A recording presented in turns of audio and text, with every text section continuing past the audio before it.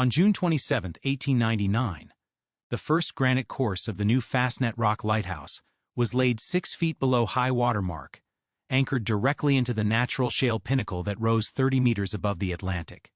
The engineering specifications called for a structure of unprecedented permanence, 89 courses of precisely cut Cornish granite, each stone locked to its neighbors through a comprehensive dovetail joint system that would render the entire tower a structural monolith.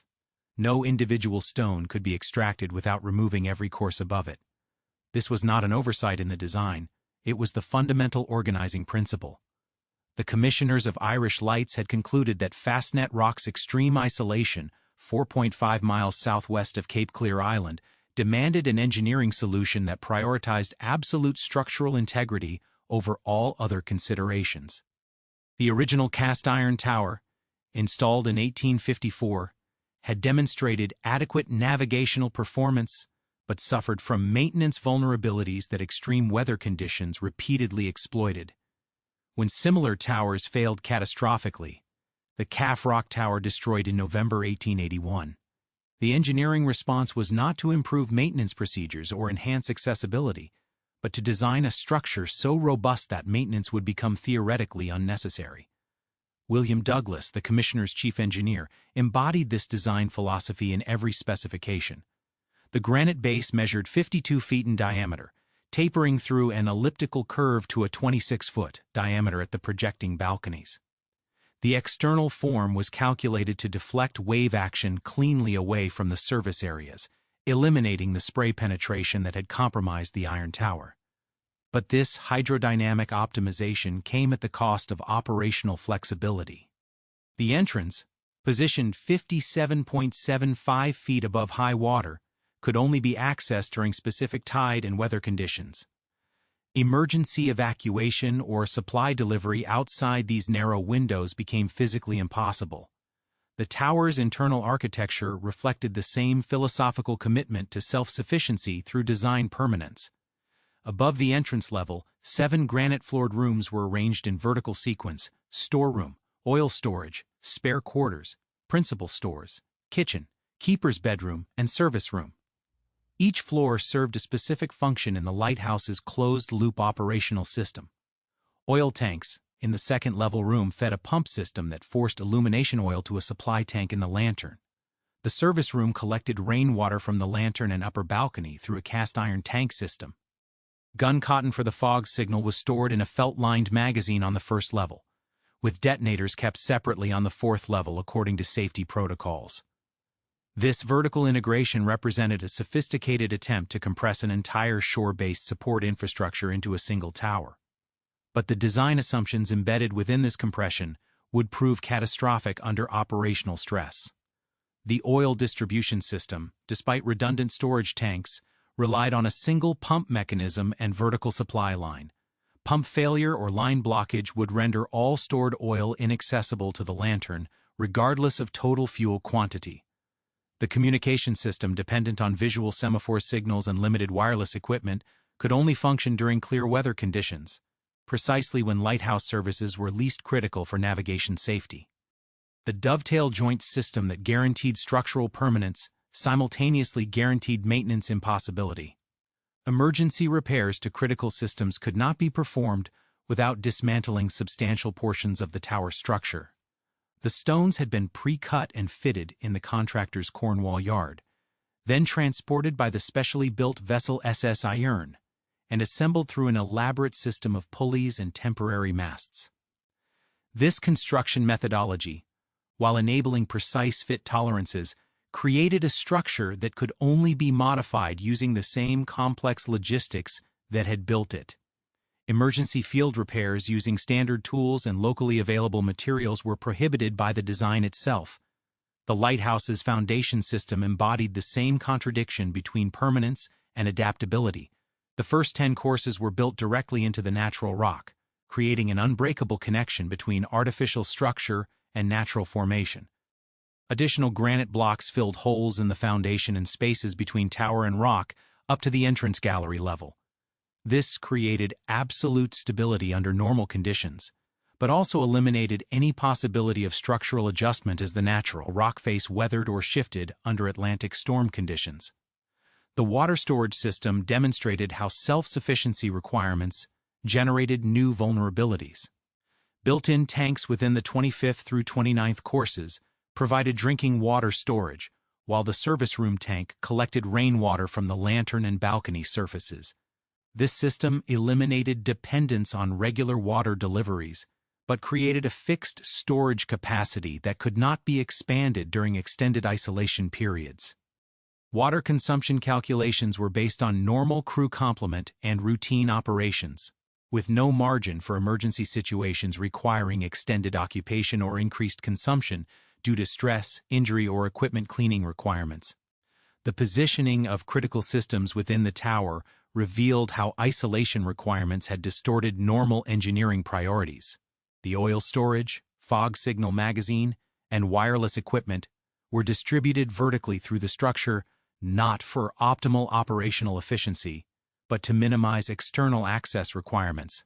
This internal arrangement made routine maintenance a complex vertical expedition requiring keepers to navigate multiple levels carrying tools and materials through narrow staircases designed for normal passage, not emergency access or equipment transport. The lighthouse's optical apparatus represented the pinnacle of contemporary engineering, a biform, four-sided dioptric system weighing 6 tons, floating in mercury to enable smooth rotation. The apparatus required a 290-pound weight falling at 49 feet per hour to maintain its 3 revolution per minute rotation speed. This mechanism could generate 750,000 candle power through the lens center, creating a flash visible at 27 nautical miles. But the precision required for this performance created maintenance dependencies that the tower's isolation made increasingly difficult to satisfy. The mercury flotation system required periodic replenishment and purification. The clockwork mechanism demanded regular adjustment and lubrication. The optical elements needed constant cleaning and alignment. Each of these maintenance requirements was manageable under normal shore-based conditions with regular supply access and specialized technical support. But Fastnet Rock's isolation transformed routine maintenance into complex logistical operations dependent on weather windows, sea conditions, and relief boat availability. The more sophisticated the equipment, the more specialized the maintenance requirements became, and the more vulnerable the system became to supply disruption or technical expertise shortage. The tower's communication systems revealed the same pattern of design assumptions, creating operational vulnerabilities. The Marconi wireless equipment, installed in 1904, enabled contact with passing vessels and shore stations during optimal atmospheric conditions. Semaphore signals provided backup communication during clear weather, but both systems failed precisely when lighthouse services became most critical, during storms, fog, or other adverse conditions that created navigation hazards, requiring immediate lighthouse function and emergency communication capability. The relief rotation system, 4 keepers on station, 2 on shore, with fortnightly exchanges, was designed to maintain human resources without requiring permanent large crew isolation. This rotation minimized individual exposure to psychological stress while ensuring adequate personnel for all operational requirements. But the system's dependency on regular boat access created predictable windows of vulnerability. Extended bad weather could prevent scheduled reliefs, forcing crew extension beyond planned limits. Emergency medical situations could occur during periods when evacuation was impossible. Equipment failures could strand inadequate personnel with insufficient expertise. The economic calculations that justified the lighthouse construction had valued capital investment over operational flexibility. The total cost of £70,387 for construction, compared to ongoing annual maintenance costs of approximately £1,000, suggested that front-end engineering investment could minimize long-term operational expenses. But these calculations assumed that operational requirements would remain constant and that design phase assumptions about maintenance needs, crew performance, and environmental conditions would prove accurate under all actual operating scenarios. The lighthouse design represented late Victorian confidence that engineering permanence could overcome environmental uncertainty. Every system was designed for reliability through robustness rather than reliability through adaptability. The structure could withstand any conceivable storm, but could not be modified to address unanticipated operational requirements. The oil storage could supply months of normal operation, but could not be supplemented during supply disruption. The crew quarters could house keepers comfortably for routine rotations, but could not accommodate emergency overcrowding or medical isolation requirements. This design philosophy assumed that comprehensive advanced planning could anticipate all operational scenarios and that permanent solutions were superior to flexible ones. The dovetail joint system embodied this assumption at the structural level. Absolute permanence achieved through absolute inflexibility. But operational reality would demonstrate that the same environmental uncertainty that demanded structural robustness also demanded operational adaptability that the design had systematically eliminated. The human factors architecture at Fastnet Rock reflected the same engineering assumption that had shaped the tower's granite structure. That systematic design could eliminate operational uncertainty through rigorous control of variables.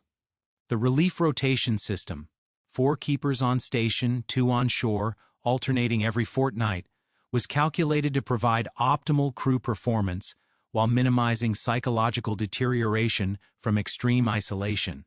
Each keeper would serve 4 weeks on station, followed by 2 weeks on shore, ensuring adequate rest while maintaining operational continuity through overlapping expertise and experience. The keepers' quarters within the tower had been designed with careful attention to habitability under confined conditions. The 6th-floor bedroom contained bunks, wardrobe, lockers, shelves, and a rail with sliding hooks, with cork carpet covering to reduce noise transmission between levels. The kitchen on the 5th floor provided cooking facilities, a circular table for shared meals, bookcase for recreational reading, and shelving for personal storage. The service room contained washing facilities and storage for personal effects. These accommodations exceeded the standards typical for lighthouse stations, reflecting recognition that Fastnet's isolation required enhanced living conditions to maintain keeper morale and performance. But the psychological calculations underlying this design contained the same fundamental error that characterized the tower's engineering: the assumption that controlled variables could predict actual performance under stress conditions. The fortnightly rotation schedule was based on contemporary understanding of isolation psychology, which suggested that limiting exposure duration would prevent the accumulation of stress-related performance degradation. This assumption failed to account for the cumulative effects of repeated isolation cycles, the psychological impact of emergency situations occurring during isolation periods, or the social dynamics of forced cohabitation under stressful conditions. The communication systems that connected the lighthouse to shore stations embodied similar assumptions about human factors reliability.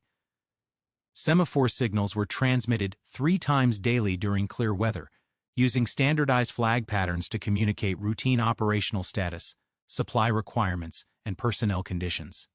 Emergency signals could be transmitted using canvas ball, cone, and diamond configurations designed for visibility during adverse weather.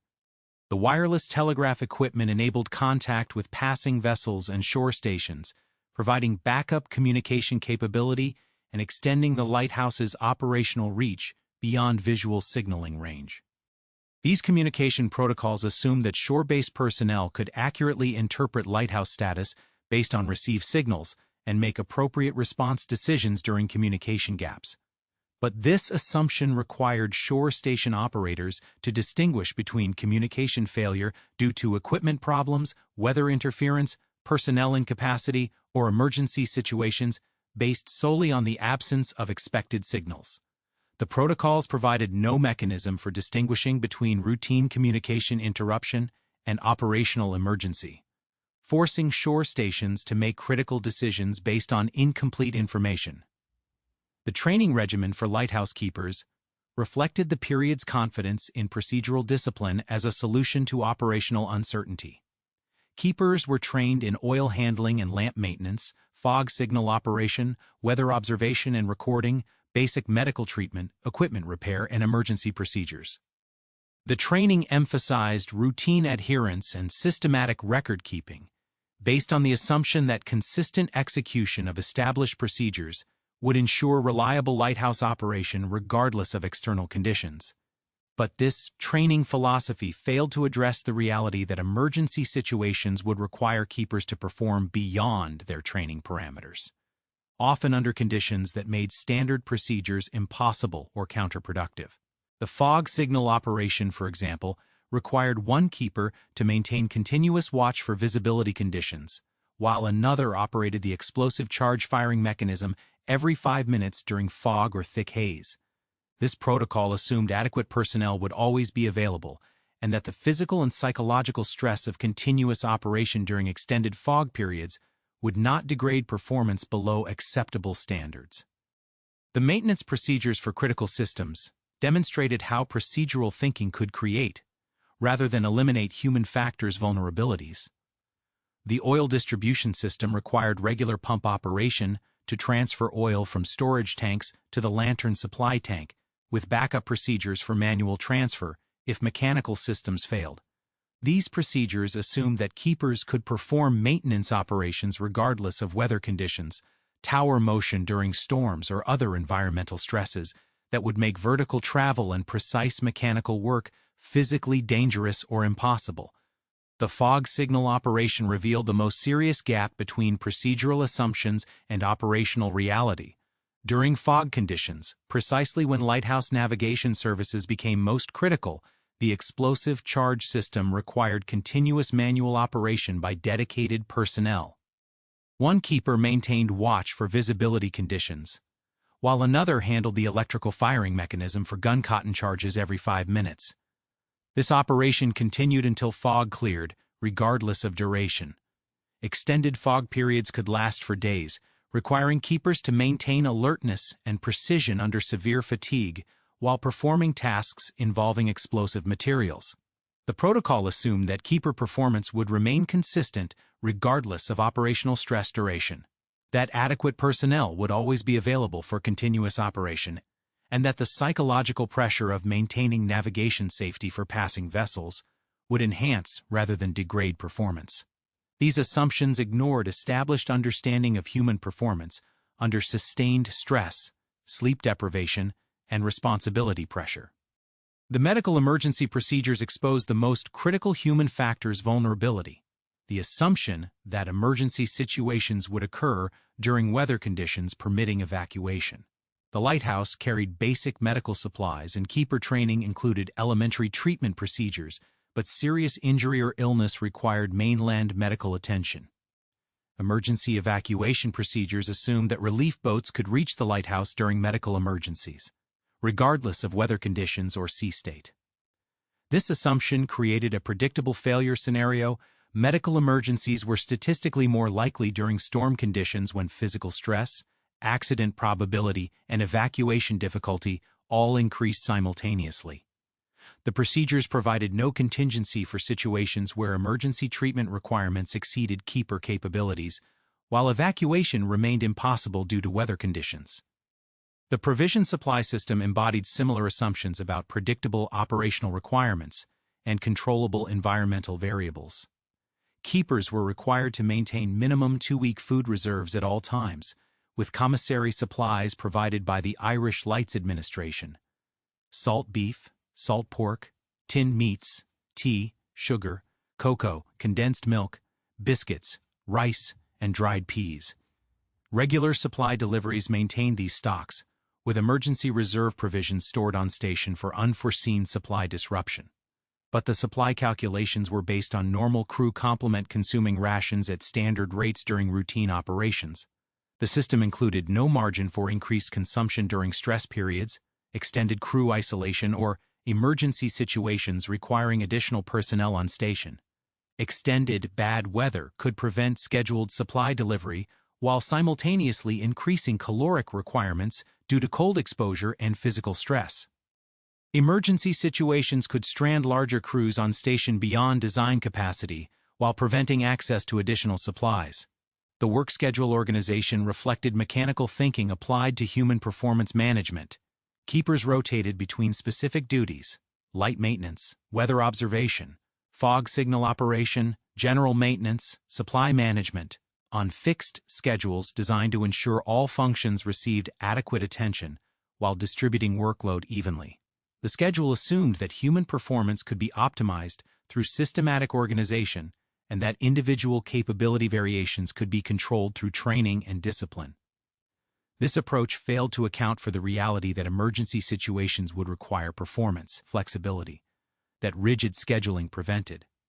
Fog signal operation might require continuous attention from multiple keepers during extended periods, disrupting all other scheduled activities. Equipment failures could demand immediate attention regardless of scheduled duties. Medical emergencies could remove personnel from normal rotation while increasing workload for remaining crew members. The record-keeping requirements revealed how administrative thinking had been imposed on operational reality without consideration of human factors constraints. Keepers maintained detailed logs of weather conditions, light operation, fog signal use, equipment status, supply consumption, and personnel status. These records provided shore stations with operational data and created accountability for proper procedure adherence. But the record-keeping assumed that keepers could maintain detailed documentation regardless of operational stress levels or emergency conditions. During crisis situations, precisely when accurate records would become most valuable, the personnel and time required for documentation might not be available. The administrative burden of record-keeping could conflict with immediate operational requirements, forcing keepers to choose between accurate documentation and effective emergency response. The social dynamics within the confined lighthouse environment had been addressed through personnel selection and rotation policies, but these measures were based on assumptions about predictable interpersonal behavior under controlled conditions. Keepers were selected for technical competence, physical capability, and psychological stability, with personality compatibility considered during crew assignments. The confined living quarters and shared responsibilities were managed through established hierarchies and role definitions designed to minimize interpersonal conflict. But these social management systems assumed that personality conflicts and psychological stress would remain within manageable bounds regardless of isolation duration or emergency pressure. Extended weather delays that prevented scheduled reliefs could force incompatible personnel into prolonged cohabitation under stress conditions. Emergency situations could create role conflicts where established hierarchies might interfere with optimal response decisions. The social pressure of collective responsibility for navigation safety could amplify individual performance anxiety beyond the levels that selection and training had anticipated. The lighthouse design had optimized for individual human factors, living conditions, work schedules, duty rotation, while failing to address the collective human factors that would determine overall system performance. The assumption that individual reliability would aggregate into system reliability ignored the reality that group dynamics under stress could either enhance or degrade individual performance unpredictably. The operational vulnerability embedded within Fastnet Rock Lighthouse is design assumptions crystallized during extended fog conditions that began to affect the Irish coast with increasing frequency as Atlantic weather patterns shifted during the early 1900s. The fog signal system, a critical component of the lighthouse's navigation aid function, required continuous manual operation during reduced visibility periods, creating the first systematic stress test of the tower's human factors architecture. During normal visibility conditions, the lighthouse operated with routine precision. The oil-fired light rotated smoothly on its mercury bearing system, producing its characteristic single flash every 5 seconds with 750,000 candle power intensity. Weather observations proceeded according to schedule. Communication with shore stations maintained regular 3 times daily contact through semaphore signals. Supply deliveries arrived on the established fortnightly schedule. The system functioned exactly as designed, creating confidence in both shore-based administrators and lighthouse personnel that the engineering and operational assumptions underlying the design had been validated through successful practice. But fog conditions exposed the critical gap between design assumptions and operational reality.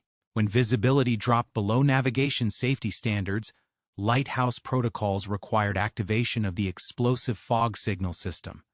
The procedure demanded that one keeper maintain continuous visual watch for changing visibility conditions, while another operated the electrical firing mechanism that detonated gun cotton charges every 5 minutes. This operation continued without interruption until visibility improved sufficiently to ensure navigation safety. The fog signal operation revealed how the lighthouse's self-sufficiency design had created a false redundancy. The tower contained adequate gun cotton supplies for extended fog periods, with charges stored in the felt-lined magazine on the first level, and detonators kept separately on the fourth level according to safety protocols. The storage capacity suggested operational independence from shore-based supply during normal fog duration, but the operation required continuous human performance at levels that training and rotation schedules had not anticipated. Extended fog periods lasting multiple days created personnel stress that the fortnightly rotation system had not been designed to address. The continuous watch requirement eliminated normal rest periods, while the responsibility for navigation safety created psychological pressure that affected sleep quality even during off-duty hours. The explosive handling procedures required sustained alertness and precision under conditions of fatigue, accumulation, and stress escalation. Keeper performance began to degrade according to predictable patterns that the training regimen had not addressed. The communication blackout that accompanied fog conditions created the first divergence between lighthouse operational reality and shore station understanding of system status. Semaphore signals became impossible during reduced visibility, while wireless telegraph equipment suffered from atmospheric interference that made reliable communication problematic. Shore stations could no longer verify lighthouse operational status precisely when that verification became most critical for navigation safety coordination.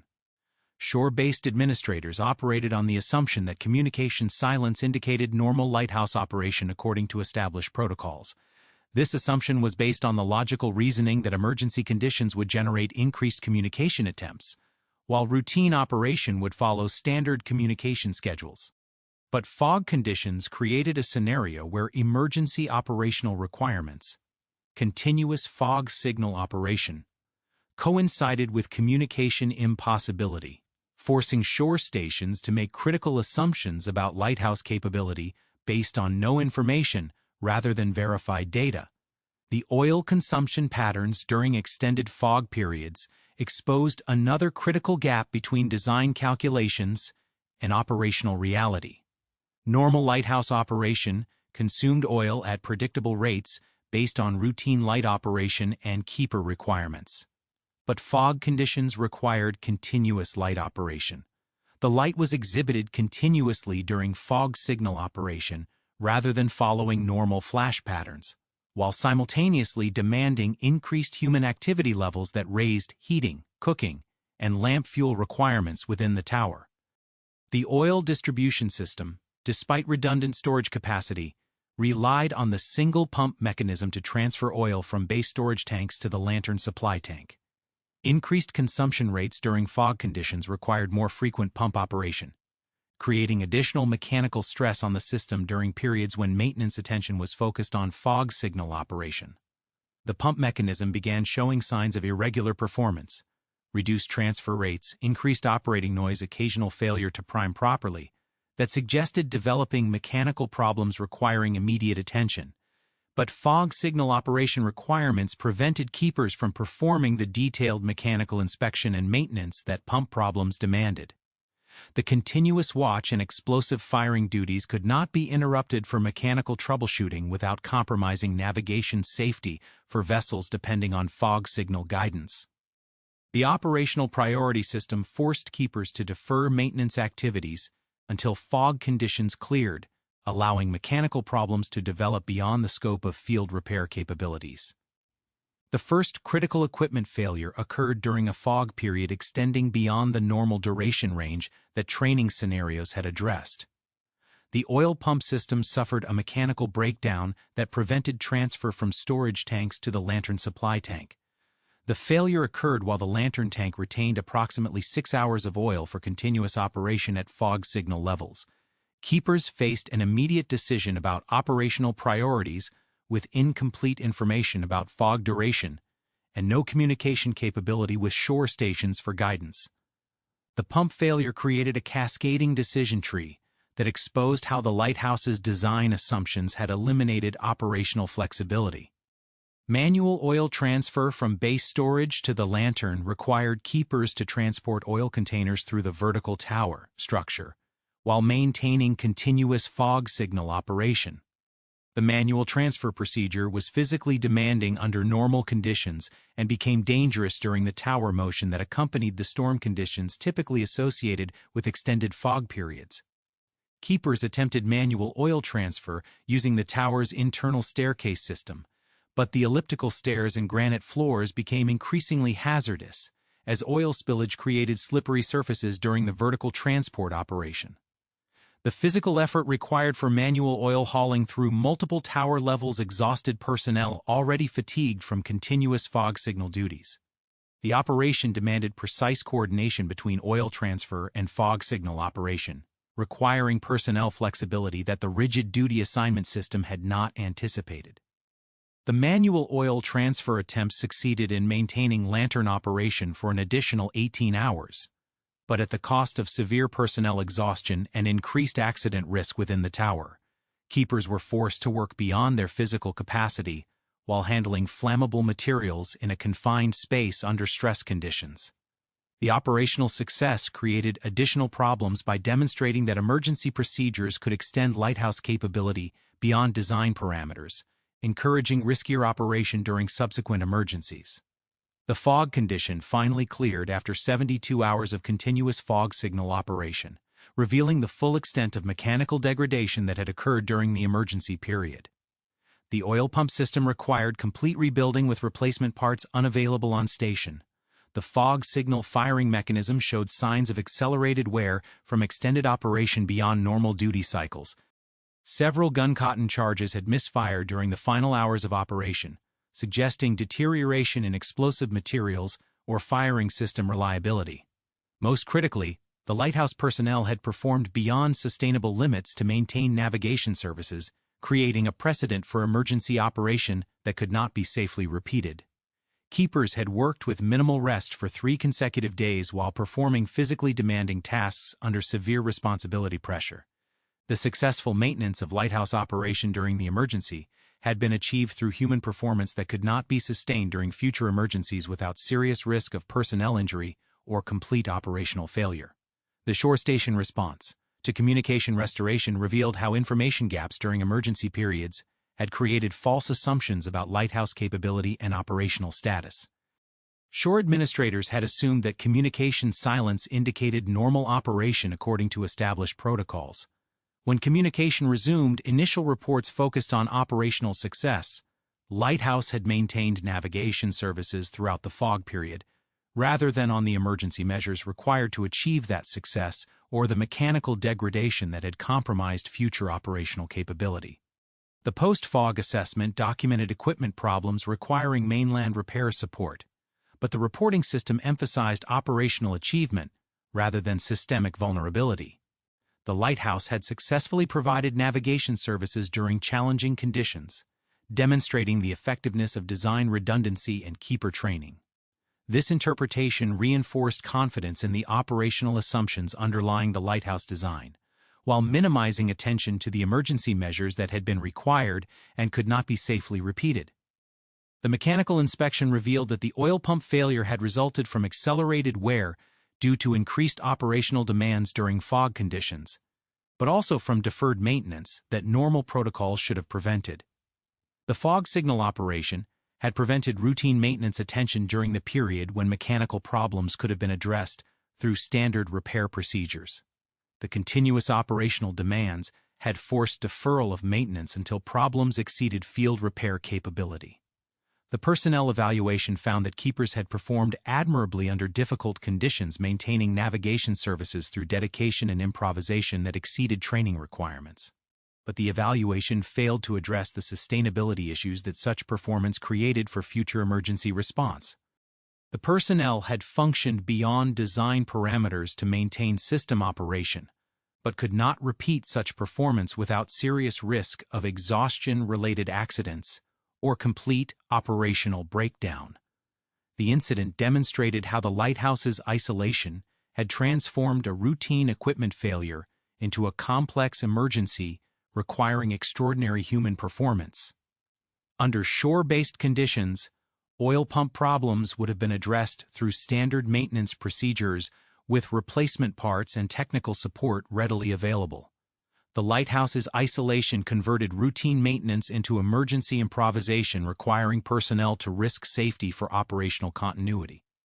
The fog signal system had functioned as designed, providing navigation safety services during hazardous weather conditions. But the system's operational requirements had exceeded human performance assumptions, creating unsustainable workload demands that could not be repeated without compromising personnel safety or future operational capability. The successful emergency response had masked fundamental design vulnerabilities that would become critical during subsequent operational challenges. The mechanical degradation that followed the extended fog signal operation revealed how the lighthouse's design philosophy, robust systems operating independently of external support, had created a maintenance paradox that would drive the facility toward cascading system failure. The oil pump mechanism, rebuilt temporarily using improvised components and modified operating procedures, demonstrated reduced reliability that required increased monitoring and more frequent intervention, precisely when other critical systems also demanded additional attention. The pump rebuilding process exposed the fundamental constraint imposed by the lighthouse's isolation. Repair procedures designed for shore-based workshops had to be adapted for execution within the granite tower using limited tools and improvised materials. The pump housing, originally machined to precise tolerances, could only be repaired through hand-fitting techniques that achieved functional operation at the cost of reduced efficiency and accelerated wear patterns. Sealing surfaces that required precision grinding were smoothed using available abrasives, creating temporary solutions that would require more frequent maintenance intervention. The electrical system supporting the fog signal firing mechanism began showing similar signs of degradation that reflected the accelerated, aging effects of emergency operation beyond design parameters. The wiring insulation, subjected to continuous electrical cycling during the 72-hour fog period, showed signs of deterioration that created intermittent connection problems. The firing control circuits, originally designed for occasional use during brief fog periods, had been stressed through continuous operation that exceeded the electrical component specifications. These electrical problems created a particularly dangerous maintenance scenario within the confined tower environment. Electrical troubleshooting required personnel to work with live circuits while handling explosive materials in close proximity. The troubleshooting procedures assumed workshop conditions with adequate lighting, proper tools, and safety backup systems unavailable on the isolated lighthouse platform. Keepers were forced to perform electrical maintenance using improvised techniques that increased both electrocution and explosive accident risks. The light apparatus itself, the sophisticated rotating optical system that represented the lighthouse primary function, began demonstrating performance irregularities that reflected the cumulative stress of extended operation under non-standard conditions. The mercury bearing system that enabled smooth rotation required precise temperature control and protection from contamination. The continuous operation during fog conditions, combined with increased personnel activity within the lantern room during maintenance operations, had introduced contaminants into the mercury system that affected rotational smoothness. The optical cleaning procedures, normally performed during scheduled maintenance windows when light operation could be temporarily interrupted, became increasingly difficult as the mercury contamination created irregular rotation that made precise optical alignment problematic. The cleaning operations required keepers to work around moving optical elements while maintaining light operation, creating accident risks that standard procedures had not anticipated. The optical performance gradually degraded as cleaning became less effective and contamination accumulated. The clockwork mechanism driving the light rotation demonstrated the most serious mechanical degradation. The system relied on a 290-pound weight falling through a central tube at precisely 49 feet per hour to maintain the required 3 revolution per minute rotation speed. The mechanism required regular winding and adjustment to maintain accurate timing, but the continuous operation during fog conditions had prevented normal maintenance attention while accelerating wear through extended operation. The clockwork escapement mechanism showed signs of timing irregularity that created uneven rotation speeds, affecting the light's characteristic flash pattern that served as its navigation identification signature. The timing variations were subtle enough to remain within acceptable ranges for navigation purposes, but serious enough to indicate developing mechanical problems that would require significant repair intervention. The maintenance procedures for clockwork adjustment required precise calibration using specialized tools unavailable on the Lighthouse platform. The fog signal system itself suffered from the accumulated stress of continuous operation that had revealed fundamental design limitations. The explosive charge firing mechanism, subjected to over 1,000 individual firing cycles during the extended fog period, showed accelerated wear in the electrical firing circuits and mechanical charge handling components. The gun cotton storage system had been depleted beyond the reserve levels that safety protocols required, while some charges had demonstrated misfiring problems that suggested deterioration in explosive reliability. The charge preparation procedures required keepers to handle explosive materials under conditions that differed significantly from the controlled workshop environment assumed by safety protocols. The felt-lined storage areas had maintained proper temperature and humidity control, but the continuous access required during extended fog signal operation had compromised the environmental isolation that preserved explosive stability. Moisture infiltration and temperature fluctuations began affecting explosive performance in ways that created unpredictable firing delays and incomplete detonations. The tower's structural systems began showing the cumulative effects of the mechanical stress that emergency operations had imposed on components designed for routine loading patterns. The internal staircase system, subjected to continuous heavy traffic during manual oil transfer operations, showed accelerated wear in the cast iron treads and mounting hardware. The granite floors exhibited oil staining and surface damage from the emergency supply operations that had been performed under time pressure without proper protective measures.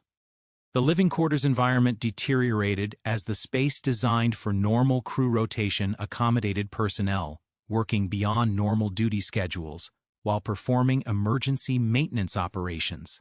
The ventilation system, designed for routine occupancy patterns, proved inadequate for the increased heat generation and air contamination produced by extended maintenance activities and emergency operation stress levels.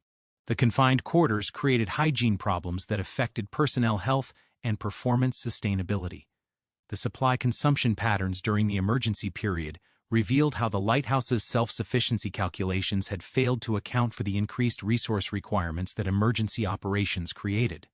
Food consumption increased beyond normal rates due to the physical demands of emergency maintenance and the stress-related appetite changes that affected personnel under sustained pressure.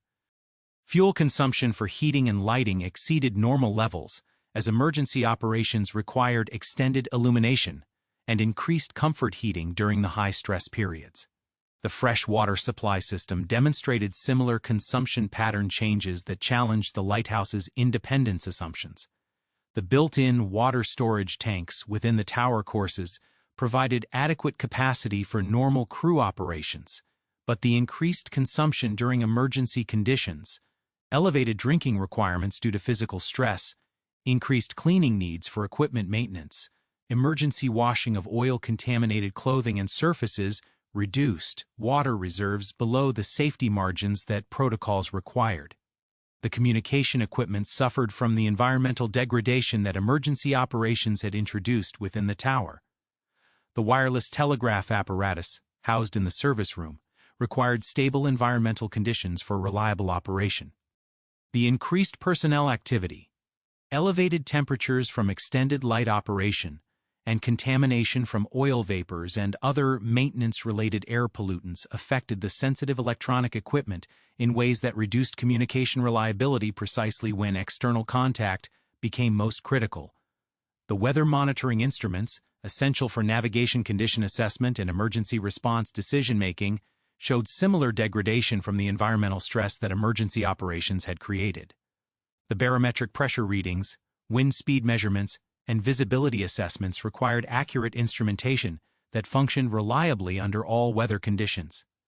The contamination and vibration from emergency mechanical operations affected instrument calibration and reliability in ways that compromised decision-making capability during subsequent operational challenges. The personnel performance assessment revealed how the emergency response, while successful in maintaining lighthouse operation, had created physical and psychological stress patterns that affected future operational capability. The keepers who had performed the emergency maintenance operations showed signs of cumulative fatigue that could not be resolved through normal rest periods. The psychological pressure of responsibility for navigation safety during emergency conditions had created stress responses that affected subsequent decision-making and risk assessment capabilities. The maintenance backlog that accumulated during the emergency period created a cascade of deferred maintenance requirements that exceeded the lighthouse's routine capability for field repair. Multiple systems required attention simultaneously, while the spare parts inventory had been depleted through emergency repairs that used materials intended for routine maintenance. The maintenance workload exceeded the time and personnel resources available during normal operational periods, creating a maintenance deficit that could not be resolved without external technical support. The mechanical systems integration revealed how individual component degradation had begun affecting overall system performance in ways that multiplied operational complexity. The oil pump problems affected light reliability, which influenced navigation safety requirements for fog signal operation, which increased electrical system stress, which affected communication capability, which reduced emergency response coordination effectiveness. Each component problem created additional stress on other systems, generating cascade effects that amplified maintenance requirements beyond the lighthouse's self-sufficiency capability. The emergency response had demonstrated that the lighthouse could maintain navigation services under extreme conditions through extraordinary human effort and improvised technical solutions. But this success had been achieved at the cost of accelerated system degradation that compromised future operational reliability. The lighthouse had functioned beyond design parameters by degrading its long-term capability to provide the navigation safety services that justified its existence. The operational data collected during the emergency period documented the performance limits that human factors and mechanical systems could sustain under extreme stress. But the data also revealed that these performance limits exceeded the sustainable thresholds required for repeated emergency response. The lighthouse had achieved operational success during one emergency by compromising its capability to respond effectively to subsequent emergencies. The Lighthouse Administration's response to the documented equipment degradation revealed how institutional assumptions about remote facility management had created systematic gaps between policy decisions and operational reality. Shore-based administrators, operating with periodic status reports and limited direct observation capability, interpreted the lighthouse's successful emergency performance as validation of design effectiveness rather than recognition of system vulnerability requiring immediate intervention. The technical assessment submitted by lighthouse personnel documented specific equipment failures and maintenance requirements, but the reporting format emphasized operational achievements rather than systemic risks. Standard Lighthouse Administration procedures classified equipment problems according to routine maintenance categories, failing to capture the interconnected nature of degradation that emergency operations had created. Individual component failures were addressed through established supply and repair procedures, without recognition that the cumulative effect exceeded normal maintenance capability. The spare parts procurement system demonstrated how the lighthouse's isolation created logistical constraints that transformed routine maintenance into complex supply chain management. Replacement components for the oil pump mechanism required specialized machining that could only be performed by the original equipment manufacturers in England. The lead time for procurement, shipping, and delivery to the lighthouse platform extended through multiple weather seasons, during which temporary repairs would have to maintain system function using improvised solutions. The procurement procedures assumed that equipment failures would occur individually and could be addressed through sequential repair operations. But the emergency-induced degradation had affected multiple systems simultaneously, creating repair requirements that exceeded both the spare parts inventory and the logistical capacity for timely replacement. The lighthouse required comprehensive mechanical overhaul using resources that the standard supply system could not provide within operational timeframes. The technical expertise requirements for complex repairs exceeded the capabilities that lighthouse keeper training had been designed to provide. The optical system maintenance required precision instrument work that demanded specialized tools and technical knowledge unavailable on the lighthouse platform. The electrical system repairs required troubleshooting capabilities that exceeded field maintenance procedures, particularly when performed in the confined spaces and harsh environmental conditions that the lighthouse imposed. Shore-based administrators faced competing priorities that affected resource allocation decisions for lighthouse maintenance. The successful emergency response had demonstrated lighthouse reliability under extreme conditions, reducing perceived urgency for immediate maintenance intervention. Alternative navigation aids were under consideration that might eventually reduce dependence on isolated lighthouse platforms, affecting cost-benefit calculations for major maintenance investments. Limited maintenance budgets had to be allocated among multiple lighthouse facilities competing for resources. The decision to defer comprehensive maintenance in favor of continued operation using temporary repairs reflected institutional priorities that valued immediate navigation service provision over long-term facility reliability. This decision was based on the reasoning that the lighthouse had demonstrated capability to function under emergency conditions and could continue providing navigation services while maintenance needs were addressed through routine supply and repair procedures. But this decision failed to recognize that the temporary repairs and emergency operating procedures that had enabled successful crisis response could not be sustained indefinitely without creating more serious system failures. The lighthouse was operating beyond sustainable parameters while maintaining the appearance of normal function, creating false confidence in system reliability that would prove catastrophic during subsequent operational challenges. The meteorological data analysis revealed weather pattern changes that increased the probability of conditions requiring emergency lighthouse operation beyond historical averages. Atlantic storm systems were demonstrating increased frequency and duration that created extended periods of reduced visibility and hazardous navigation conditions. The fog patterns that had created the initial emergency were becoming more common, suggesting that emergency operating conditions might transition from exceptional situations to routine operational requirements. The navigation traffic patterns showed increasing vessel density along shipping routes that passed within the lighthouse's service area, elevating the navigation safety consequences of potential lighthouse failure. Commercial shipping schedules had become more rigid, reducing vessel flexibility to avoid hazardous areas during periods of navigation aid uncertainty. The lighthouse's navigation safety role was becoming more critical precisely as its operational reliability was being compromised by accumulated maintenance deficits. The communication system degradation began affecting emergency response coordination capability when the lighthouse most needed external support. The wireless telegraph equipment, compromised by environmental contamination during emergency operations, suffered intermittent failures that created communication gaps during critical decision-making periods.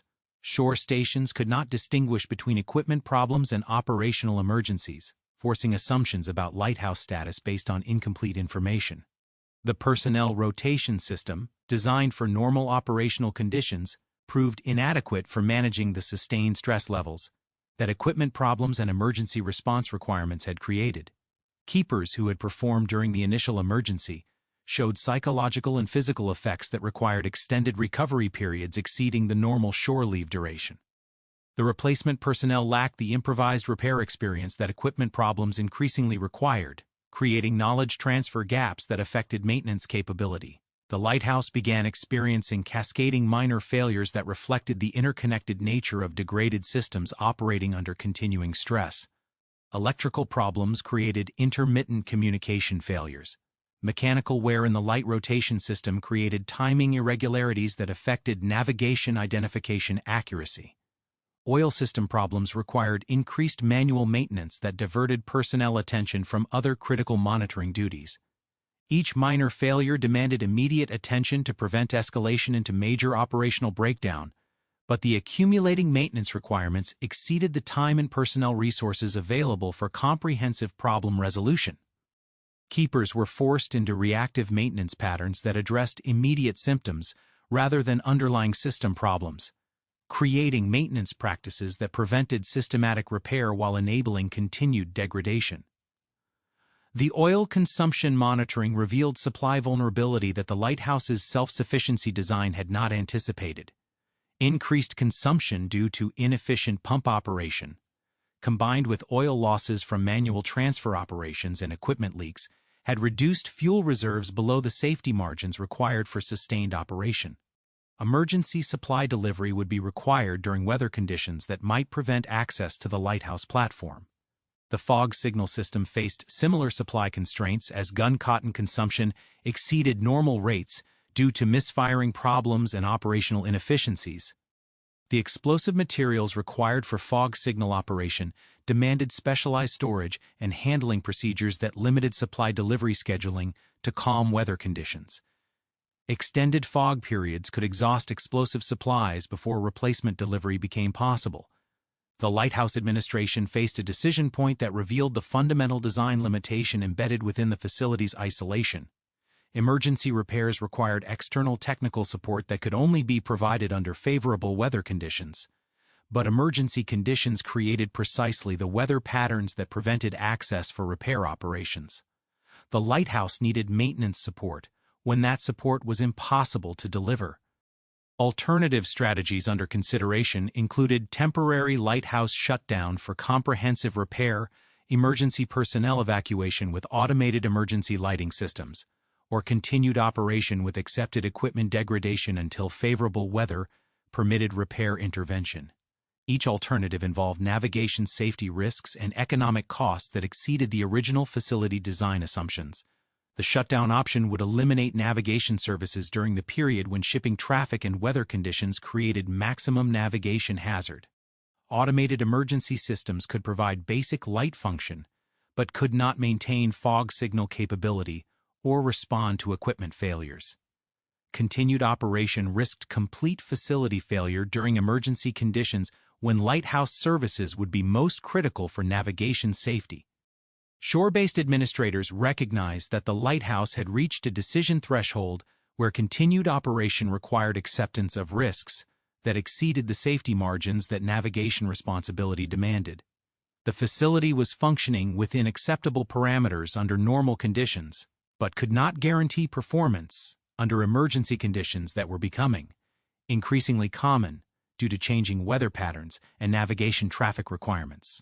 The lighthouse personnel reported that the facility could maintain basic navigation services through continued improvised maintenance and emergency operating procedures, but could not guarantee sustained operation during multiple sequential emergency situations.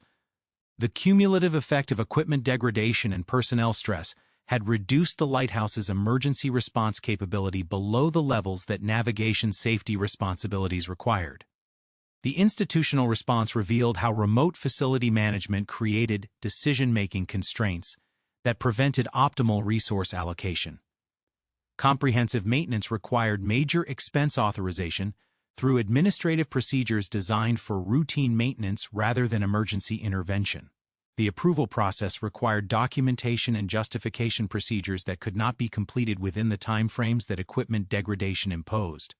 The lighthouse continued operating while administrative procedures attempted to address maintenance requirements through established procurement and scheduling systems designed for normal operational support rather than emergency response.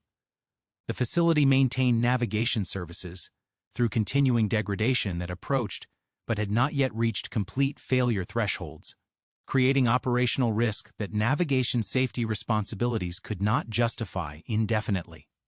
The long-term operational data collected over subsequent decades revealed how the lighthouse's design contradictions had created a predictable pattern of recurring crises that could only be resolved through fundamental system redesign rather than procedural modifications or equipment upgrades. The facility records documented repeated cycles of emergency operations followed by temporary repairs, followed by equipment degradation leading to subsequent emergencies that demonstrated the unsustainable nature of the original design philosophy. Between 1904 and 1969, lighthouse logs documented over 40 instances of equipment failures requiring emergency maintenance under conditions that exceeded normal operational safety parameters. The pattern revealed systematic correlation between adverse weather conditions that created maximum navigation safety requirements and equipment stress levels that exceeded maintenance capability. The lighthouse's most critical navigation service periods coincided precisely with conditions that made reliable equipment operation most difficult to sustain. The personnel records from this period documented cumulative psychological stress effects that confirmed the original training assumptions had fundamentally underestimated human performance requirements under sustained emergency conditions. Keeper turnover rates exceeded normal lighthouse facility averages by significant margins, with personnel requesting transfers due to stress-related health problems or family considerations related to extended isolation periods. The facility's human resource requirements proved unsustainable under the operational demands that effective lighthouse function imposed. The economic analysis of lifetime operational costs revealed that the lighthouse's maintenance requirements had exceeded the original design projections by orders of magnitude. The assumption that front-end capital investment could minimize ongoing operational expenses proved incorrect when emergency maintenance, specialized spare parts procurement, and personnel replacement costs were included in comprehensive cost accounting.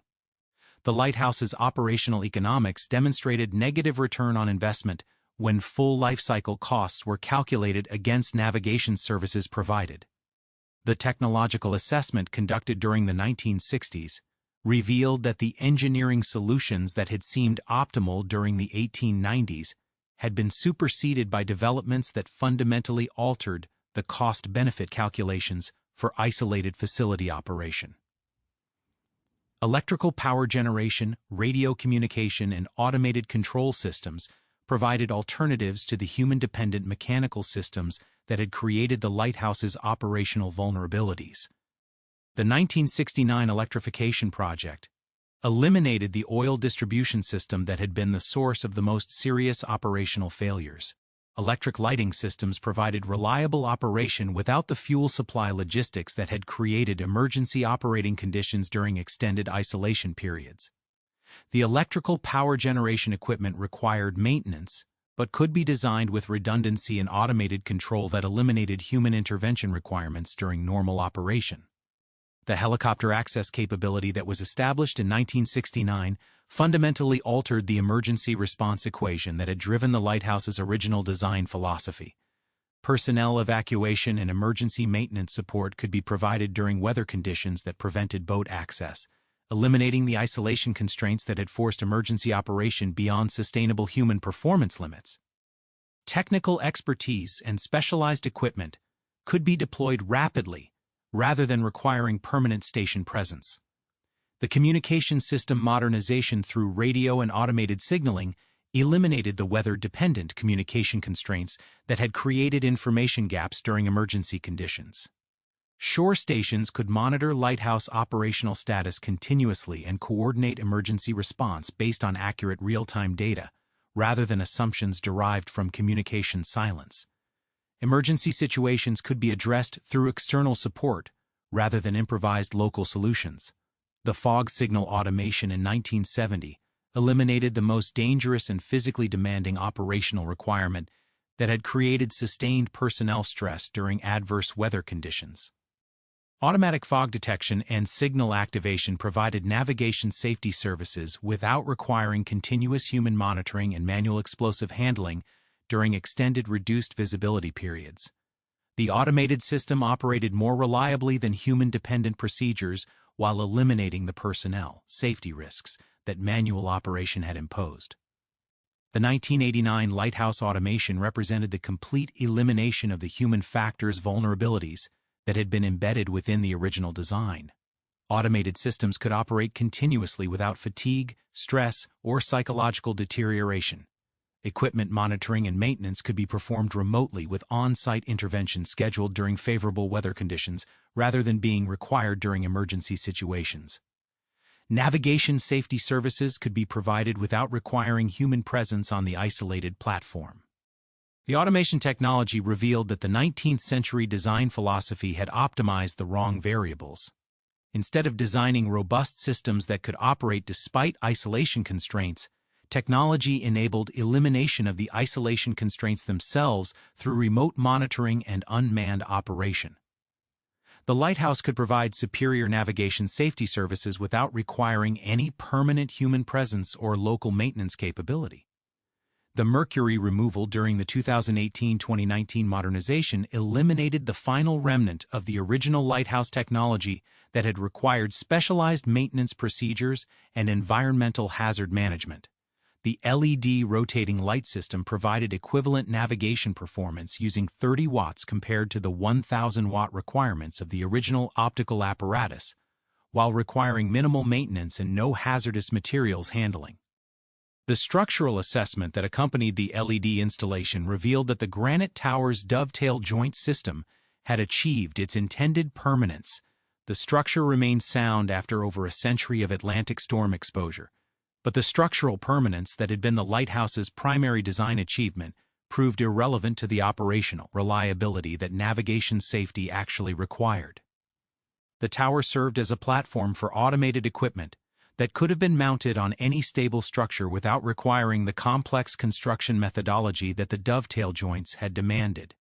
The operational performance comparison between manned and automated operation demonstrated conclusively that human presence had degraded rather than enhanced lighthouse reliability.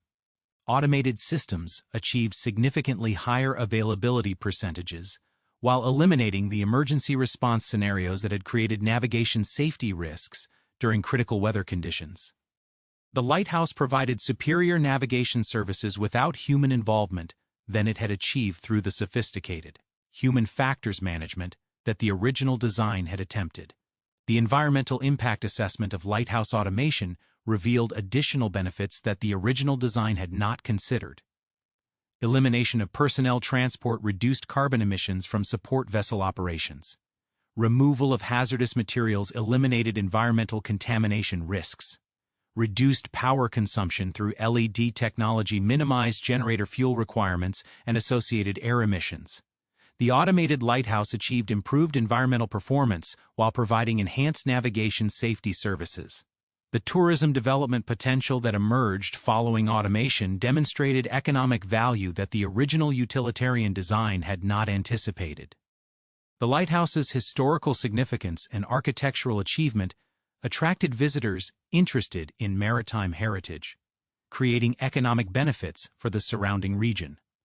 The elimination of operational constraints through automation enabled public access that had been impossible during manned operation, converting the facility from pure navigation infrastructure into cultural and economic asset. The regulatory analysis of lighthouse safety standards revealed how automation had eliminated the regulatory compliance challenges that manned operations had imposed. Personnel safety requirements, hazardous materials handling protocols, and emergency evacuation procedures had created complex regulatory oversight that automated systems avoided entirely. Navigation safety regulation could focus on service reliability rather than operational safety management.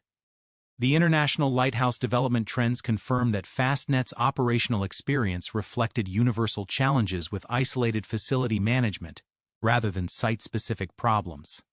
Lighthouse facilities worldwide had experienced similar patterns of operational stress, maintenance challenges, and human factors problems that led to widespread adoption of automation technology.